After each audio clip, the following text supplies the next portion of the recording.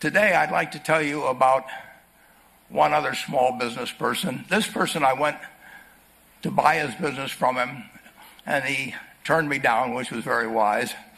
But this was a fellow who was born about 8 years before I was. He was born in 1922.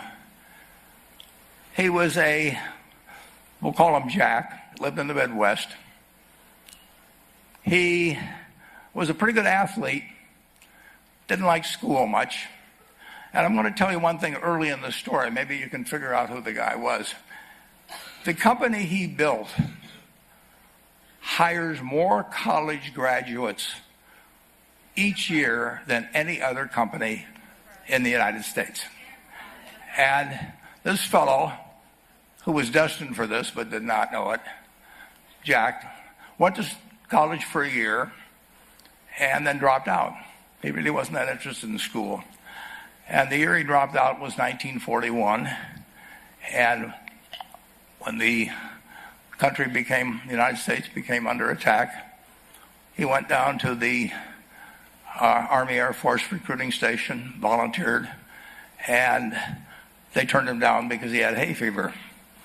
So he went over to the Navy and again volunteered, and they took him. They put him on an aircraft carrier. He flew small fighter planes during World War II, got 2 distinguished flying crosses from the Navy, and then he came back to the Midwest.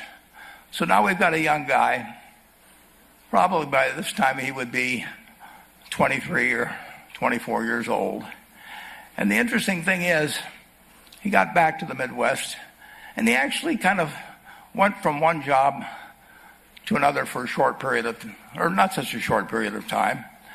And he finally became a used car salesman at a Cadillac dealership in St. Louis, Missouri. And at age 35, having moved up in the organization, the sales organization, he said to his boss, could I go in the car leasing business with you? The boss said, well, if you'll cut your salary in half and you'll come up with, I think it was $25,000, which he borrowed, we can become partners in a car leasing company. So my friend Jack started at age 35 in the car leasing business. And he had 7 cars. It was pretty slow. In fact, one of the things he did was whenever the phone rang, he let it ring 3 or 4 times so people would think that he was very busy answering other phones. And of course, it was the only call he was going to get all day. So his first venture was okay, but it wasn't really going to go anyplace. And there's a lesson in this for all of us. At age 40, he decided, with 17 vehicles, 17 cars, he was going to go into competition in the rent-a-car business. So now he's taking on Hertz and Avis and National and people like that who have hundreds and hundreds of thousands of cars. And he's got 17 cars. And his cars aren't any different than theirs. I mean, he's buying them from General Motors or Ford or Chrysler.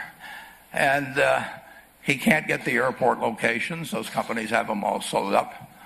But he was determined that he would basically offer the customer, can't offer him a different car, but he can offer them friendlier service than they've ever seen.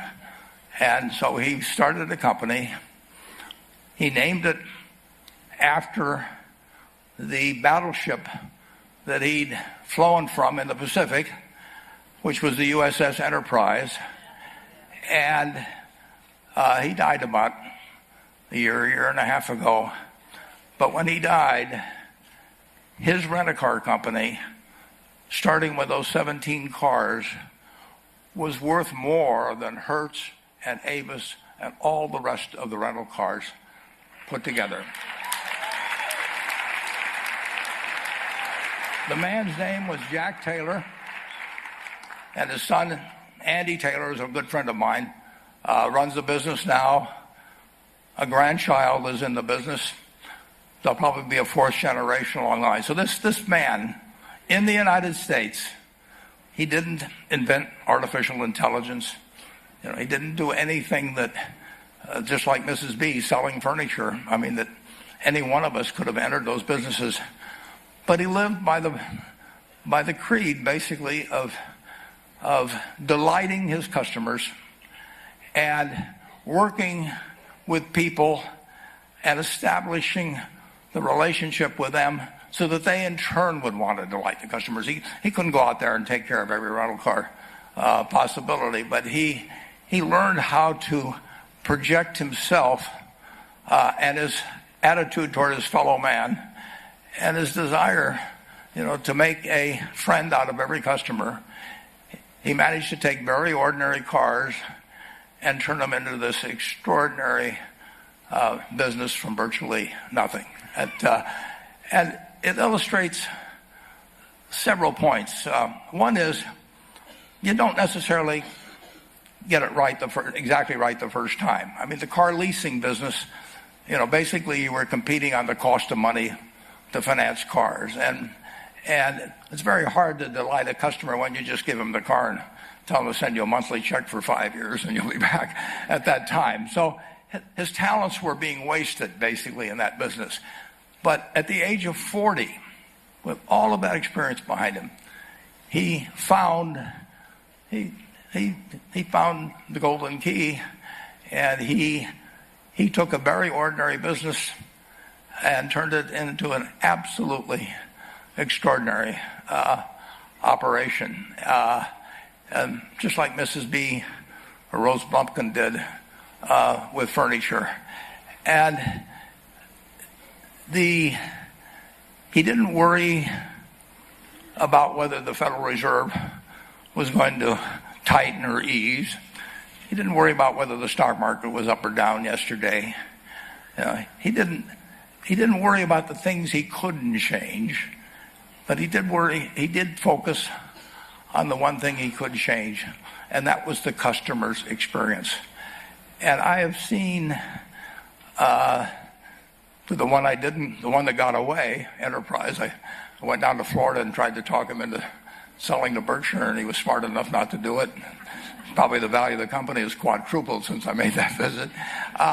But he was smart enough to see that he would find that business. Henry Ford, as you may know, failed twice before he started the Ford Motor Company in 1903. The test isn't whether you get the greatest business idea in the world the first time out. The test is whether you keep learning as you go along what your strengths are and what you can do for your customers, what you can bring especially to the party. And to do that, you need a genuine desire day in, day out to delight the customer. I've never seen a business, and I've seen a lot of businesses, but I've never seen one that delights the customer that doesn't succeed. What you want is that customer the next day when they think, do I want to rent a car or do I want to buy some furniture? What goes through their mind? It's the place where they've had a great experience. I do know, I will remember how I was treated when I bought it. You long forget about the price, but you never forget whether you had a good experience or a poor experience with the purchase experience.